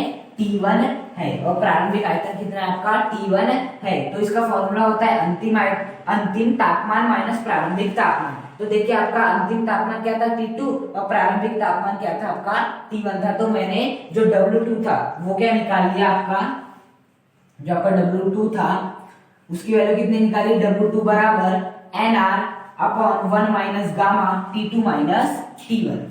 अब हम बात करेंगे समतापी संपीड़न में किया गया कार्य, जिसे हमने क्या माना है? W3 माना है। समतापी संपीड़न अर्थात समतापी प्रक्रम होगा और समतापी प्रक्रम में यदि हमें कार्य निकालना है तो किस फॉर्मूले का उपयोग करना रहता है? nRT log V2 upon V1। इस फॉर्मूले का क्या करना रहता है? उपयोग करना रहता है। ओके, तो हम इसी फॉर्मूले का उपयोग करेंगे। n constant, R constant, T क्या हो जाता है? समतापी प्रक्रम में किया गया जब कार्य हो रहा है तो जो भी तापमान होगा। तो देखिए समतापी प्रक्रम की ये वाली प्रक्रिया है। समतापी में आपकी कौन सी प्रक्रिया है? ये वाली प्रक्रिया है समतापी प्रक्रम में। बिल्कुल समतापी संपीड़न में ये वाली प्रक्रिया है। और इस प्रक्रिया में जो आपका तापमान है वो कितना है? T2 है और यहाँ भी T2 है। कितना है? T2 अर्थात जो तापमान है वो कितना है? T2 है। तो इस T के स्थान पर हम क्या लिख देंगे? T2 लिख देंगे। फिर आता है log V2 का मतलब क्या होता है? आपका अंतिम आयतन। V2 का मतलब क्या होता है? आपका अंतिम आयतन। तो देखिए ये पहले इसका तापमान था, पहले इसका आयतन था V3, अब कितना हो गया? V4। अर्थात आयतन, अंतिम आयतन किसे मानेंगे हम? V4 और प्रारंभिक आयतन किसे मानेंगे हम? V3। तो यहाँ क्या आ जाएगा? अंतिम आयतन जो कि V4 है डिवाइड बाय प्रारंभिक आयतन जो कि कितना है? आपका V3 है। जो कि कितना है? आपका V3 है। अब हम निकाल लेते हैं ऊर्ध्वश्म संपीड़न द्वारा किया गया कार्य। किसके द्वारा? ऊर्ध्वश्म संपीड़न द्वारा किया गया कार्य। ऊर्ध्वश्म संपीड़न एक प्रकार से ऊर्ध्वश्म प्रक्रम है और ऊर्ध्वश्म प्रक्रम में यदि आपको निकालना हो W अर्थात कार्य का मान निकालना तो क्या होता है? NR divide by 1 minus gamma क्या हो जाता है? आपका T1 माइनस T2। जहाँ T1 क्या होता है? आपका अंतिम आयतन और अंतिम तापमान और T2 क्या होता है? आपका प्रारंभिक तापमान। तो इसी फॉर्मूले का उपयोग करते हैं। NR जैसा का वैसा डिवाइड बाय 1 माइनस गामा जैसा का वैसा, क्योंकि ये भी कांस्टेंट की टर्म है। T1 अर्थात आपका अंतिम, T1 का अर्थ क्या होता है? आपका अंतिम तापमान। तो देखिए पहले तापमान कितना था, T2 था, लेकिन कुछ समय बाद कितना हो गया, T1 हो गया जैसे ये प्रक्रिया हुई। तो आपका जो अंतिम क्या था तापमान था वो कितना हो जाएगा T1। तो मैं यहाँ लिख लेता हूँ आपका T1 माइनस, फिर क्या होता है प्रारंभिक तापमान। तो देखिए यहाँ जो प्रारंभिक तापमान है इसका वो कितना है आपका T2 है, वो कितना है आपका T2 है। तो यहाँ क्या आ जाएगा आपका T2 आ जाएगा। तो ये निकल जाएगा आपका रुद्धोष्म संपीड़न में किया गया कार्य। हमने समतापी प्रसार, रुद्धोष्म प्रसार, समतापी संपीड़न और रुद्धोष्म संपीड़न में किए गए कार्य की गणना कर ली है। किसकी हेल्प से, जो हमने पिछले कुछ वीडियोस में फॉर्मूला डेराइव किए थे समतापी प्रकरण और रुद्धोष्म प्रकरण में कार्य किस प्रकार निकल जाता है, उसी फॉर्मूले के उपयोग से हमने इसमें क्या निकाल ली है, कार्य निकाल लिए है कि इस प्रकरण में कितना कार्य किया करना पड़ा, इस प्रकरण में कितना कार्य हुआ, इस प्रकरण में कितना कार्य हुआ, इस प्रकरण में कितना कार्य हुआ। ये भी पूछा जाता है एग्जाम में कि प्रत्येक प्रकरण में कार्य की गणना कीजिए। अब बात आती है आपकी कार्य की गणना तो आपने कर लिए, अब बात आती है दक्षता की। किसकी बात आती है, दक्षता की बात आती है। तो देखते हैं हम उनको किस प्रकार से निकाल सकते हैं आपके कार्बो इंजन की दक्षता। उष्मा इंजन में भी दक्षता निकाल रहे थे, इसमें भी दक्षता निकलती है। दक्षता का सामान्य सा फॉर्मूला होता है कार्य बराबर अवशोषित ऊष्मा। क्या होता है, कार्य बराबर अवशोषित ऊष्मा, मतलब इंजन द्वारा किया गया कार्य डिवाइड बाय इंजन द्वारा अवशोषित ऊष्मा, मतलब कि आपके इंजन ने कितनी ऊष्मा अवशोषित किया। तो देखिए यहाँ आपके कार्बन इंजन में जो कार्य हुए वो तो 4 प्रकार के कार्य हुए ना, क्योंकि 4 प्रकार की प्रक्रिया थी, तो चारों प्रकार के क्या होंगे आपके कार्य होंगे। तो यहाँ जो कार्य निकलेगा वो किसके बारे में निकलेगा, W1 plus W2 plus W3 plus W4, क्योंकि यहाँ 4 प्रक्रिया थी, चारों प्रक्रिया में अलग अलग कार्य किया गया। तो हम क्या करेंगे, कुल कार्य निकालने के लिए चारों कार्यों को क्या कर देंगे, जोड़ देंगे। डिवाइड बाय अवशोषित ऊष्मा। देखिए जो आपका प्रथम पद था, जो आपका प्रथम पद था उसमें क्या हो रहा था, यदि आप ध्यान से देखे होंगे तो हमने जो आपका कार्यकारी पदार्थ था जिसमें कि आपकी आदर्श गैस भरी हुई थी उसे किसके ऊपर रखा था, ऊष्मा स्रोत के ऊपर रखा था। तो क्या हो रहा था, ऊष्मा स्रोत से उसने Q1 ऊष्मा ली थी। यदि आप पिछली स्लाइड को यदि ध्यान समझे होंगे तो उसमें उसने Q1 ऊष्मा ली होगी, अर्थात इंजन द्वारा जो अवशोषित ऊष्मा थी, वो कार्यकारी पदार्थ एक प्रकार से इंजन है, तो इंजन द्वारा जो अवशोषित ऊष्मा थी वो कितनी थी आपकी Q1 थी। वो कितनी थी आपकी Q1 थी, अर्थात जो दक्षता निकल जाएगी कार्बो इंजन की वो कितनी निकलेगी, W1 plus W3 plus W3 plus W2 plus W4 divide by Q1। अब देखिए अब बात आती है हमें W1 W2 W3 W4 की वैल्यू रखना है, वो तो हम यहाँ से पुट कर देंगे। अब बात आती है Q1 की वैल्यू कहां से निकालें। हम बात ये आती है तो हम प्रयोग करेंगे आपका ऊष्मागतिकी का प्रथम नियम। Q बराबर कितना होता है, del U plus W, W plus del U और डेल U प्लस W, यही होता है आपका ऊष्मागतिकी का प्रथम नियम। अब देखिए Q1 का मान कब निकलेगा, Q1 का मान तब निकलेगा जहां Q1 ऊष्मा आपका जो इंजन था वो अवशोषित कर रहा था, कार्यकारी पदार्थ अवशोषित कर रहा था। अब बताइए कार्यकारी पदार्थ का इंजन Q1 ऊष्मा अवशोषित कब कर रहा था, Q1 ऊष्मा अवशोषित कब कर रहा था, प्रथम प्रक्रम में, अर्थात कौन से प्रक्रम में, समतापी प्रक्रम में Q1 ऊष्मा कर रहा था। समतापीय आपके प्रसार में कर रहा था। समतापी प्रसार होता कौन सी घटना है जिसमें तापमान नियत रहता है, जो तापमान कैसा रहता है, नियत रहता है। तापमान नियत रहता है इसका मतलब क्या है, डेल टी का मान क्या होता है, 0 होता है। डेल टी का मान क्या होता है आपका 0 होता है। समतापी प्रसार में टी नियत होता है, मतलब डेल टी का मान क्या होता है, 0 होता है। अब देखिए यदि मैं ऊष्मागतिकी के इस प्रथम नियम को किसके लिए लगाऊं, आपके समतापी प्रसार के लिए लगाओ, तो Q क्या बन जाएगा, Q1 प्लस W क्या बन जाएगा, W1, क्योंकि पहला ही पद था वो, और डेल U का मान क्या होगा, अब हमें वही सोचना। देखिए डेल U बराबर क्या होता है आपका N Cv डेल्टा T, यही होता है, या ये भी फॉर्मूला लगा सकते हैं आप, N Cp डेल्टा T, दोनों में से कोई भी फॉर्मूला लगा सकते हैं। अब देखिए मैं ये वाला फॉर्मूला लगाता हूँ एक बार, N Cv डेल्टा टी। बताइए समतापी प्रसार में डेल्टा टी की वैल्यू कितनी होती है, 0 होती है, इसलिए यहाँ मैं डेल्टा टी के स्थान पे क्या रख दूंगा, 0, और 0 इंटू एनसीवी कितना होता है आपका, 0 ही प्राप्त होता है। उसी प्रकार से जैसे मैं डेल्टा टी के स्थान पे यहाँ 0 रखूंगा, तो डेल्टा यू का मान भी कितना प्राप्त होगा, 0 ही प्राप्त होगा। अर्थात समतापी प्रश्न में जो डेल्टा यू का मान होगा वो क्या होगा, आपका 0 होगा। वो कितना होगा, 0 होगा। तो मैं क्या करूंगा, इस डेल्टा यू के स्थान पे क्या लिख दूंगा, आपका 0 लिख दूंगा। तो बताइए आपका जो Q1 निकलेगा वो 0 प्लस W1 अर्थात W1 के बराबर ही होगा। अर्थात यहाँ जो Q1 की वैल्यू आएगी वो वही वैल्यू आएगी जो कि आपकी किसकी थी, W1 की थी। किसकी थी, W1 की थी, क्योंकि उस समतापी प्रश्न में डेल्टा T 0 होता है तब उस गति का प्रथम नियम लगाया हमने, तो हमें समझ आया कि Q1 किसके बराबर, W1। अर्थात यहाँ Q1 की कौन सी वैल्यू आएगी, आपकी W1 वाली वैल्यू आएगी। तो अब इस Q1 के स्थान में क्या लिखेंगे, आपका W1 लिखेंगे।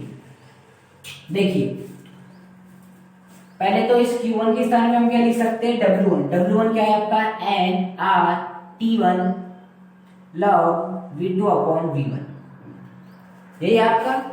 अब ऊपर क्या है, W1, तो W1 की वैल्यू लिखिए nRT1 log V2 upon V1 plus W2 की वैल्यू कितने हो आ रही है आपकी, nR1 minus gamma T2 minus T1, कितने आ रही है, T2 minus T1 plus W3 की वैल्यू कितनी आ रही है आपकी, nRT2 log nRT2 log V3 upon V4, कितनी आ रही है, log V3 अपॉन V4 आ रही है। और चौथा आ रहा है आपका, मैं इसे यहां लिख दूंगा नीचे की ओर, प्लस W4 की वैल्यू कितनी है, nR1 माइनस गामा, देखिए nR upon 1 minus gamma T1 minus T2।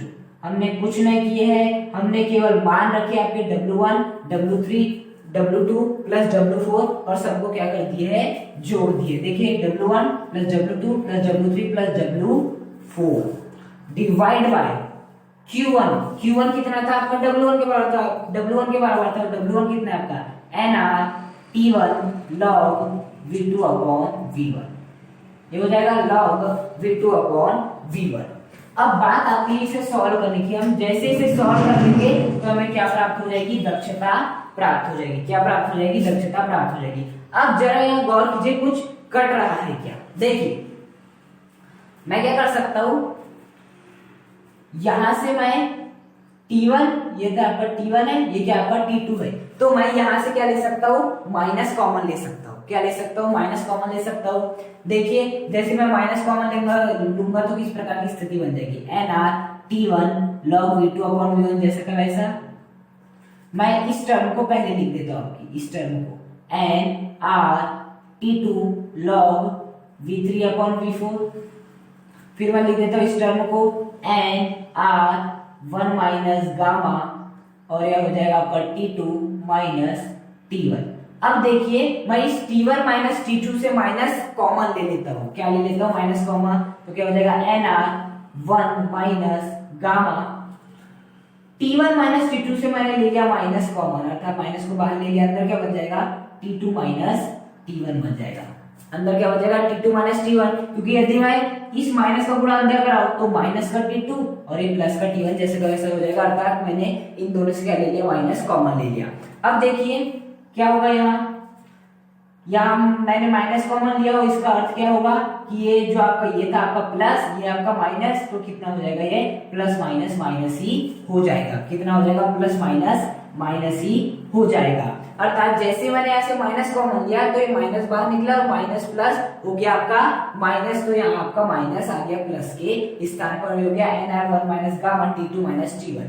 अब देखिए ये है प्लस का nR upon 1 minus gamma T2 minus T1 और ये है माइनस का nR1 minus gamma divide by T2 minus T1। देखिए राशियां सेम है, बिल्कुल जो कि राशियां है वो सेम है, बस चिन्ह का अंतर है। तो ये दोनों क्या हो जाएंगे, आपके कैंसिल हो जाएंगे। ये दोनों क्या हो जाएंगे, कैंसिल हो जाएंगे। ओके, और डिवाइड बाय क्या चल रहा है आपका nRT1 log V2 upon V1। क्या हो जाएगा, nRT1 log V2 upon V1। अब क्या कर लेते हैं, हम इसे आगे सॉल्व कर लेते हैं। देखिए किस प्रकार से हो जाएगा, यहां कर लेते हैं हम सॉल्व इसे, तो क्या बन जाएगा nRT1 log V2 upon V1 plus nRT2 log V3 upon V4। ये बन जाएगा divide by NR T1 log V2 upon V1। ये बच जाएगा क्योंकि ये दोनों तो कैंसिल हो गए और यही बच जाएगा। अब देखिए क्या होगा, मैं इसे इस प्रकार से लिख सकता हूं NR T1 log V2 upon V1 divide by NR T1 log V2 upon V1 plus NR T2 log V3 upon V4 divide by NR T1 log V2 upon V1। NR T1 log V2 upon V1 divide by NR T1 log V2 upon V1 plus जैसा का वैसा NR T2 log V3 upon V4 divide by NR T1 log V2 upon V1। ये मैंने लिख दिया। अब देखिए NR T1 log V2 upon V1 से NR T1 log V2 upon V1 क्या हो जाएगा, कैंसिल हो जाएगा। कैंसिल हो जाएगा अर्थात यहाँ कितना आ जाएगा आपका 1 आ जाएगा।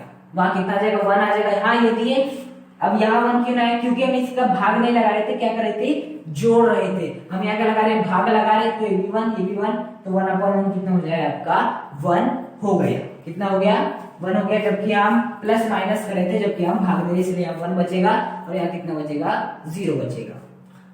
प्लस अब देखिए ये NR से ये NR क्या हो जाएगा आपका, कैंसिल हो जाएगा। क्या हो जाएगा, कैंसिल हो जाएगा। तो कितना बच जाएगा T2 अपॉन T1 log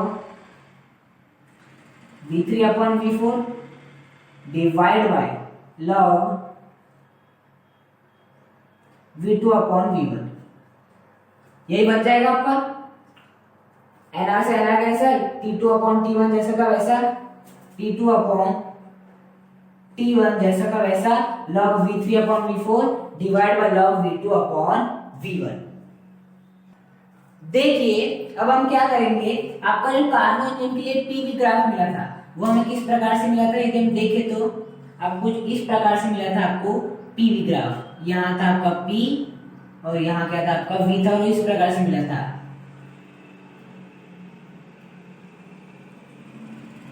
इस प्रकार से आपको प्राप्त हुआ था। यहाँ क्या था आपका P1 V1 T1 समतापी प्रक्रिया थी इसलिए P2 V2 T1 रुद्धोष्म प्रक्रिया थी इसलिए P3 V3 T2 समतापी प्रक्रिया थी इसलिए P4 V4 T2 और ये रुद्धोष्म था इसलिए P1 V1 T1। अब देखिए ये वाली कौन सी प्रक्रिया थी, आपकी समतापी प्रसार की। समतापी प्रसार एक प्रकार से क्या है, समतापी प्रक्रम। समतापी प्रक्रम और समतापी प्रक्रम में ये नियम का पालन होता है आपका PV इज इक्वल टू नियतांक। किस नियम का पालन होता है, PV इज इक्वल टू नियतांक। और PV इज इक्वल टू नियतांक का अर्थ क्या होता है कि आपका P1 V1 बराबर होता है P2 V2 के। किसके बराबर होता है, P1 V1 किसके बराबर होता है, P2 V2 के बराबर होता है। जहां P1 प्रारंभिक दाब P2 अंतिम दाब, V1 प्रारंभिक आयतन, V2 अंतिम आयतन। अब देखिए ये आपकी कौन सी समतापी प्रसार की प्रक्रिया था, समतापी प्रक्रिया है। इस समतापी प्रक्रिया में आपका प्रारंभिक दाब कितना है, P1 ही है तो P1 लिख दीजिए। V1 आपका प्रारंभिक आयतन कितना है, V1 है तो V1 ही रख दीजिए। इज इक्वल टू अंतिम दाब क्या है आपका P2 है और अंतिम आयतन कितना है आपका V2 है। अर्थात इसके लिए यदि हम पहली प्रक्रिया के लिए क्या लिखना चाहे, समतापी प्रक्रिया जो है उसके लिए यदि हम बॉयल का नियम लगाना चाहे जो कि P इज इक्वल टू नियतांक होता है तो क्या होगा P1 V1 is equal to P2 V2।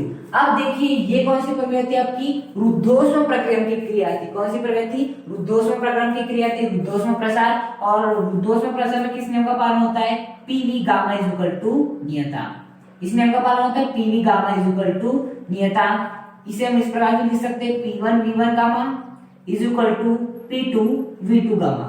इस प्रकार भी लिख सकते हैं P1 V1 gamma is equal to P2 V2 gamma. अब देखिए इसका अर्थ क्या हुआ, P1 का अर्थ होता है प्रारंभिक दाब, P2 का अर्थ होता है अंतिम दाब, V1 का अर्थ होता है प्रारंभिक आयतन और V2 का अर्थ होता है अंतिम आयतन। ये वाली प्रक्रिया में देखिए आपका प्रारंभिक दाब कितना है, P2 है तो यहाँ P1 के स्थान पे क्या आ जाएगा आपका P2 क्योंकि ये होता है प्रारंभिक दाब। फिर V1 अर्थात प्रारंभिक आयतन कितना है आपका V2 है। इस प्रक्रिया में प्रारंभिक आयतन कितना V2 है और इसकी पावर क्या आ जाएगी gamma is equal to P2 का मतलब होता है अंतिम दाब। अंतिम दाब देखिए इस प्रक्रिया में अंतिम दाब क्या है आपका P3। कितना है आपका P3 और आपका जो अंतिम आयतन है वो कितना है आपका V3 और जो आपका अंतिम आयतन है वो कितना है आपका V3 अर्थात V2 की स्थान में मैं क्या लिख दूंगा V3 लिख दूंगा और इसकी पावर क्या आ जाएगी गामा आ जाएगी। तो यदि मैं बात करूं आपके ऊर्ध्वोष्म प्रसार में आपका ये होता है पाइसन का नियम। पाइसन का नियम इस प्रकार से क्या होगा आपका लागू होगा। ओके, अब देखिए ये वाली प्रक्रिया कौन सी वापस समतापी प्रक्रिया है।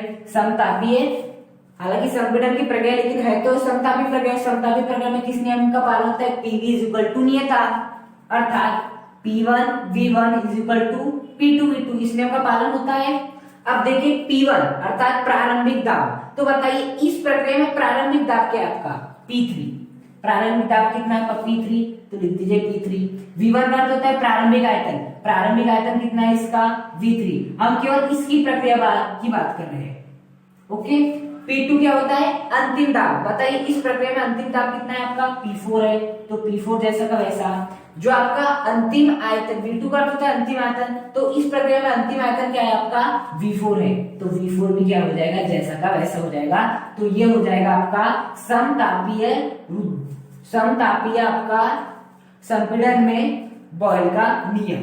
अब देखिए ये जो चौथी प्रक्रिया ये कौन सी ऊर्ध्वोष्म संपीड़न आता है। ऊर्ध्वोष्म प्रक्रिया और ऊर्ध्वोष्म प्रक्रिया में किस नियम का पालन होता है PV गामा = नियतांक। PV गामा = नियतांक इसका अर्थ क्या हुआ कि P1 V1 gamma = P2 V2 gamma. यही अर्थ हुआ आपका। अब देखिए P1 क्या होता है आपका प्रारंभिक दाब। तो देखिए इस प्रक्रिया में प्रारंभिक दाब कितना है आपका P4 है। कितना है आपका P4 है। देखिए P4 V1 अर्थात प्रारंभिक आयतन। प्रारंभिक आयतन कितना है आपका V4 है तो V4 जैसा का वैसा और एक गामा भी आपका जैसा का वैसा = P2। P2 क्या होता है आपका अंतिम दाब। तो देखिए इस प्रक्रिया में अंतिम दाब क्या आपका P1 है। अंतिम दाब क्या है आपका P1 है। V2 क्या होता है अंतिम आयतन। तो देखिए अंतिम आयतन क्या है आपका V1 है। अंतिम आयतन कितना आपका V1 है और गामा जैसा का वैसा और गामा क्या हो जाएगा आपका जैसा का वैसा हो जाएगा। तो ये हो गया आपकी चौथी प्रक्रिया जिसमें किस नियम का पालन हो रहा है P4 V4 gamma = P1 V1 gamma. पाइसन के नियम को हमने इस प्रकार अप्लाई कर दिए। इसे दे दी समीकरण नंबर आपका 1, इसे दे दिए 2, इसे दे दीजिए 3 और इसे दे दीजिए समीकरण नंबर 4। अब क्या करते हैं हम इस समीकरण नंबर 1 इस समीकरण नंबर 2 और समीकरण नंबर 3 का क्या करते हैं आपस में गुणा करते हैं। देखते हैं कि हमें किस प्रकार से हमें परिस्थितियां प्राप्त होती है यहाँ पर।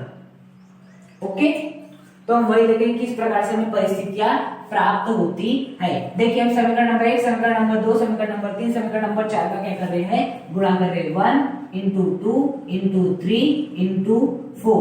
हम इसका क्या कर रहे हैं गुणा कर रहे हैं। अब जब हम इन सभी का गुणा कर रहे हैं तो हमें बाह्य पक्ष का गुणा बाह्य पक्ष से करना होगा और दाह्य पक्ष का गुणा दाह्य पक्ष से करना होगा। अर्थात समीकरण नंबर 1 का बाह्य पक्ष क्या है आपका P1 V1।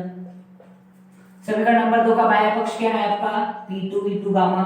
लिख दीजिए गुणा की परिस्थिति में। तीसरे समीकरण का आपका बाह्य पक्ष कितना है P3 V3।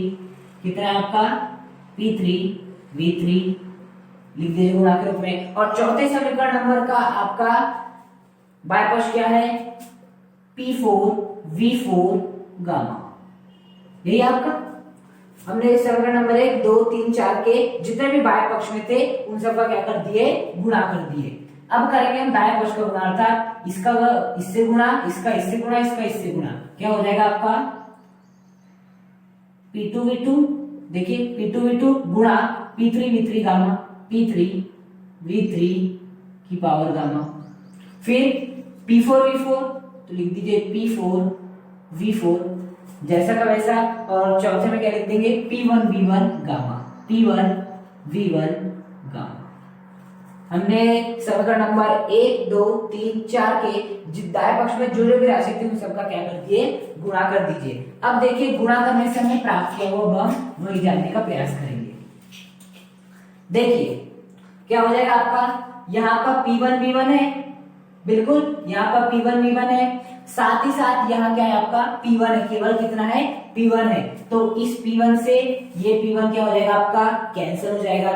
अब देखिए यहाँ P2 V2 है और यहाँ कितना है P2 V2 गामा है, तो V2 गामा से V2 तो कैंसिल होता है, लेकिन P2 से P2 कैंसिल हो जाएगा, साथ ही साथ P3 से P3 कैंसिल हो जाएगा आपका, साथ ही साथ P4 से V4 कैंसिल हो जाएगा। बात आती है V2 गामा से V2 कैंसिल क्यों हुआ, क्योंकि यदि इसके ऊपर गामा रहता तो कैंसिल हो जाता, लेकिन इसके ऊपर गामा भी नहीं है तो कैंसिल नहीं होगा। तो फाइनली हमारे पास इस पक्ष में क्या बच जाएगा, P1 P2 P3 P4 घायल मतलब कैंसिल, अर्थात V1 into V2 gamma into V3 into V4 gamma, ये बच जाएगा आपका, इज इक्वल टू V2 हो जाएगा इधर इंटू V3 गामा, फिर क्या आ जाएगा आपका V4 और फिर क्या आ जाएगा आपका V1 gamma, P1 P2 P3 cancel दोनों ही पक्ष में।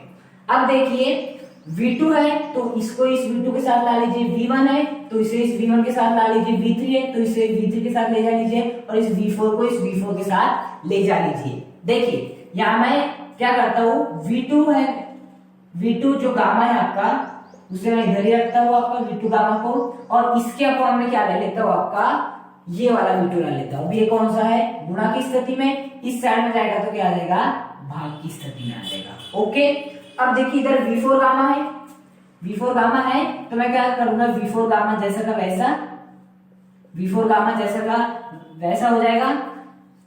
ये यहाँ जो V4 है वो क्या गुणा की स्थिति में इस साइड में आएगा तो क्या हो जाएगा, भाग की स्थिति में आ जाएगा। तो क्या होगा, V2 gamma divide by V2 into V4 gamma divide by V4 बराबर कितना हो जाएगा आपका, मैंने क्या किया, इस किस किस को भेज दिया, V2 और V4 को भेज दिया। अब यहाँ क्या भेज दिया आपका V3 गामा।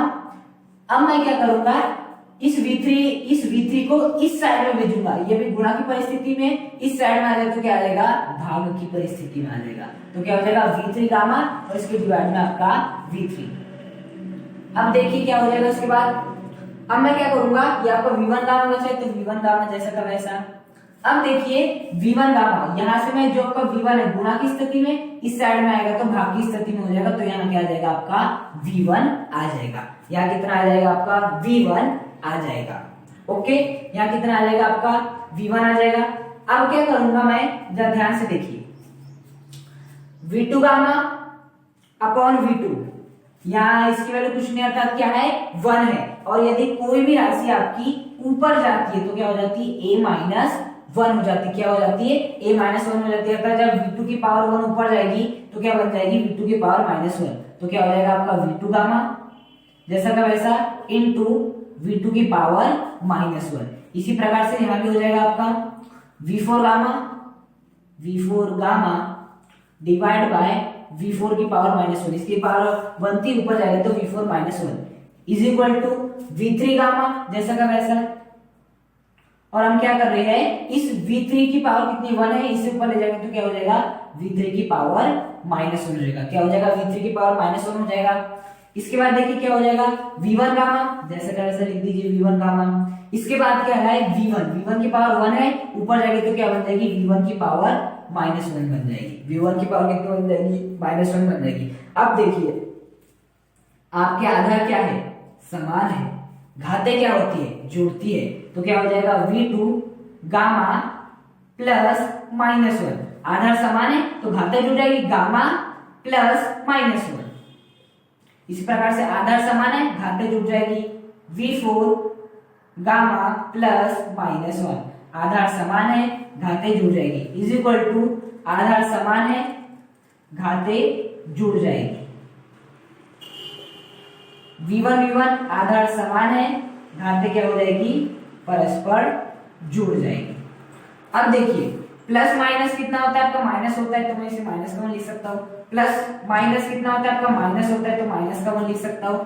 प्लस माइनस कितना होता है आपका, माइनस होता है तो माइनस का 1, और प्लस माइनस कितना होता है आपका, माइनस होता है तो माइनस का 1। अर्थात हमें वैल्यू कितनी प्राप्त हो गई, V2 gamma minus 1, V4 gamma minus 1 is equal to V3 gamma minus 1, V1 gamma minus 1। देखिए अब इसे आगे सॉल्व कर लेते हैं। जो हम प्राप्त करना चाहते थे इसकी वैल्यू लगभग हमें प्राप्त ही हो गई है।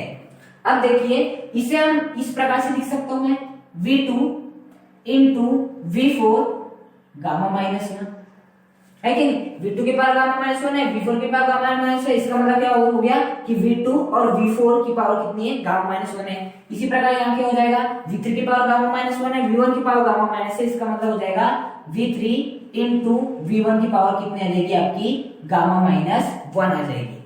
कितनी आ जाएगी, गामा माइनस 1 हो जाएगी। अब देखिए ये गामा माइनस 1 से गामा माइनस 1 क्या हो जाएगा, कैंसिल हो जाएगा। तो फाइनली वैल्यू क्या हो जाएगी, V2 V4 is equal to V3 V1। कितनी हो जाएगी, V2 V4 is equal to V3 V1 हो जाएगी। अब देखिए मैं क्या कर सकता हूं, आपके यह भी V1 क्या है, गुणा की स्थिति में इस साइड में आ जाएगा तो क्या आ जाएगा, भाग की स्थिति में आ जाएगा। तो V2 V4 डिवाइड बाय, गुणा की स्थिति में था, इस साइड में आया तो भाग की स्थिति में आएगा। इसी प्रकार से यहाँ क्या बच जाएगा, V3 बच जाएगा। अब देखिए जहां जो V4 है वो क्या है, गुणा की स्थिति में है, इस साइड में जाएगा तो क्या आ जाएगा, भाग की स्थिति में आ जाएगा। किस प्रकार की स्थिति में आ जाएगा, भाग की। तो V2 अपॉन V1 की वैल्यू किसके बराबर हो जाएगी आपकी, V3 अपॉन V4 के बराबर हो जाएगी। बिल्कुल V2 अपॉन V1 की वैल्यू किसके बराबर हो जाएगी, V3 अपॉन V4 के बराबर हो जाएगी। ओके, हमने क्या की, बस पक्षांतरण की, जिससे कि हमें क्या प्राप्त हो गया, V2 upon V1 is equal to V3 upon V4 प्राप्त हो गया। अर्थात V2 अपॉन V1 की वैल्यू V3 अपॉन V4 के क्या आई है, आपकी बराबर आई है। क्या आई है आपकी, V2 अपॉन V1 की वैल्यू किसके बराबर आई है, बराबर आई है आपकी V3 अपॉन V4 के क्या आई है, बराबर आई है। अब देखिए क्या होगा, यहां पर जो है आपका ये V2 अपॉन V1, ये कितना है आपका, V2 अपॉन V1 है, ये कितना है, V3 अपॉन V4 है। अर्थात इस मैं V3 अपॉन V4 के स्थान, इस V3 अपॉन V4 के स्थान में क्या लिख सकता हूं, मैं V2 अपॉन V1 आसानी से लिख सकता हूं। क्या लिख सकता हूं, आसानी से लिख सकता हूं। लेकिन थोड़ा गौर कीजिएगा, कि log V3 अपॉन V4 ये कब की बात चल रही है, ये बात चल रही है आपकी संपीड़न की। ये किसकी बात चल रही है, आपकी संपीड़न की बात चल रही है। और संपीड़न की बात चल रही है मतलब संपीड़न का अर्थ क्या होता है, सिकुड़ना। और सिकुड़ते तो हमेशा आयतन क्या होता है आपका, कम होता है। आयतन क्या होता है आपका, कम होता है। इसलिए क्या हो जाएगा आपका, यहाँ क्या आ जाएगा आपका सामने, यदि हम देखें तो यहाँ किसकी पावर आ जाएगी आपकी, -1 की पावर आ जाएगी। किसकी पावर आ जाएगी, -1 की पावर। -1 की पावर क्यों होगी, क्योंकि संपीड़न की प्रक्रिया देखिए ना, V3 V4 किसकी बात चल रही है आपकी, समतापीय संपीड़न। संपीड़न की प्रक्रिया में आयतन कम होता है, इसलिए यहाँ क्या लगा देंगे, -1 लगा देंगे। क्या लगा देंगे, -1 लगा देंगे।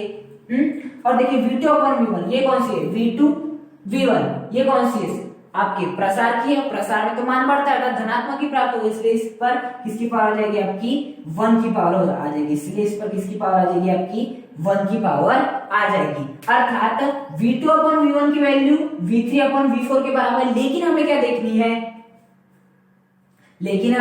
देखनी है, V3 अपॉन V4 की पावर -1 का अर्थ क्या होगा। देखिए इसे यदि मैं आगे सॉल्व करूं तो किस प्रकार से लिख सकता हूं, ये 1 जैसा का वैसा प्लस। अब देखिए हम एक रूल जानते हैं कि यदि कहीं ऐसा लिखा हो log m की पावर n, यदि कहीं ऐसा लिखा हो log m की पावर n, तो इसका अर्थ क्या होता है, n log m।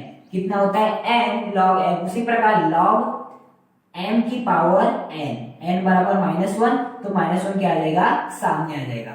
तो प्लस का T2 और सामने क्या आ जाएगा, -1। किससे, इससे n था -1 और n क्या आ जाता है, सामने आ जाता है log m जैसे का वैसा। m था V3 अपॉन V4 और ये माइनस जो आपका n है वो सामने आ जाता है, -1 सामने आ जाएगा। तो -1 सामने आ गया और log V3 अपॉन V4 जैसा का वैसा, क्योंकि -1 सामने आ गया, जैसे यहाँ n सामने आ जाता है। डिवाइड बाय नीचे क्या बच जाएगा, T1 log V2 upon V1। कितना आ जाएगा, log V2 अपॉन V1। अब देखिए हम जानते हैं V2 अपॉन V1 की वैल्यू किसके बराबर होती है, V3 अपॉन V4 के बराबर होती है, या V3 अपॉन V4 की वैल्यू V2 अपॉन V1 के बराबर होती है। अर्थात मैं इस V3 अपॉन V4 के स्थान पे क्या लिख सकता हूँ, V2 अपॉन V1 लिख सकता हूँ। V3 अपॉन V4 के स्थान पे मैं क्या लिख सकता हूँ, V2 अपॉन V1 लिख सकता हूँ। क्यों? क्योंकि ये दोनों क्या होते हैं आपस में इक्वल, अर्थात मैं v3/v4 के स्थान पे v2/v1 लिख सकता हूँ। अब देखिए ये भी है log v2/v1, ये भी आपका log v2/v1, ये दोनों क्या हो जाएंगे? कैंसिल हो जाएंगे। ये दोनों क्या हो जाएंगे? कैंसिल। log v2/v1 से log v2/v1 क्या हो जाएगा? कैंसिल हो जाएगा। तो फाइनली हमारा वैल्यू कितनी प्राप्त हो जाएगी? 1। देखिए ये -1 है और प्लस, माइनस प्लस क्या होता है? माइनस होता है। 1 माइनस, ये log से log भी कैंसिल, नीचे आपका t1 है, कितना हो जाएगा? t2 जैसा का वैसा divide by t1, divide by कितना आ जाएगा? t1 आ जाएगा। और ये log v2/v1 से log v2/v1 cancel, minus plus क्या हो गया? माइनस हो गया। अर्थात जो आपके कार्नो इंजन की जो दक्षता आएगी वो कितनी आएगी आपकी? 1 माइनस T2/T1 आ जाएगी। क्या आ जाएगी? 1 माइनस T2/T1 आ जाएगी। तो ये होती है आपके कार्नो इंजन की दक्षता। अर्थात यदि कोई आपसे पूछे कि कार्नो इंजन की दक्षता क्या होती है, कई बार एग्जाम में पूछा जाता है कि कार्नो इंजन की दक्षता के लिए आप विशिष्ट सूत्र का व्यंजक स्थापित कीजिए, तो आपको ये संपूर्ण प्रक्रिया करना ही होगा। तो 1 माइनस T2/T1 क्या हो गया? आपका दक्षता हो गई। किसकी हो गई? कार्नो इंजन की। ये किसकी दक्षता हो गई? आपकी कार्नो इंजन की दक्षता हो गई, कार्नो इंजन की दक्षता। अब यदि मैं बात करूं ऊष्मा इंजन की दक्षता की, तो वो कितनी होती थी आपकी ऊष्मा इंजन की दक्षता?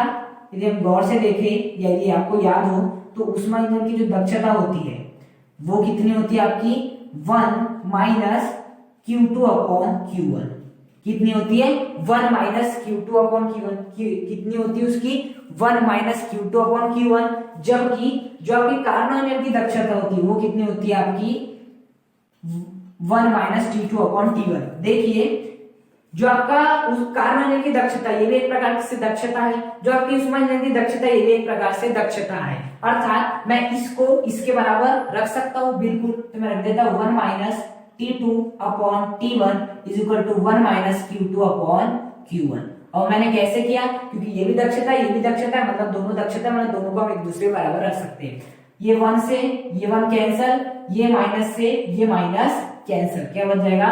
T2/T1 किसके बराबर आ जाएगा? Q2/Q1 के बराबर आ जाएगा। तो कई बार एग्जाम में ये भी आपको सिद्ध करने दिया जाता है। कार्नो इंजन के लिए सिद्ध कीजिए T2/T1 is equal to Q2/Q1। ये करने के लिए आपको कार्नो इंजन की दक्षता आनी चाहिए, उसी के बाद आप ये कर पाएंगे। ओके, तो आज के इस वीडियो में हमने कार्नो इंजन क्या होता है, इसकी हमें आवश्यकता क्यों पड़ी, कार्नो इंजन की कार्यविधि, चारों पद, उसके ग्राफ, साथ ही साथ कार्नो इंजन की दक्षता किस प्रकार से निकाली जा सकती है, अंत में ये सीखा। यदि आपको वीडियो पसंद आया हो, यदि आपके लिए वीडियो थोड़ा सा भी लाभकारी हुआ हो, तो इस वीडियो को लाइक करें, चैनल को सब्सक्राइब करें और कमेंट करके हमें जरूर बताइए कि आपको वीडियो कैसा लगा। Thank you.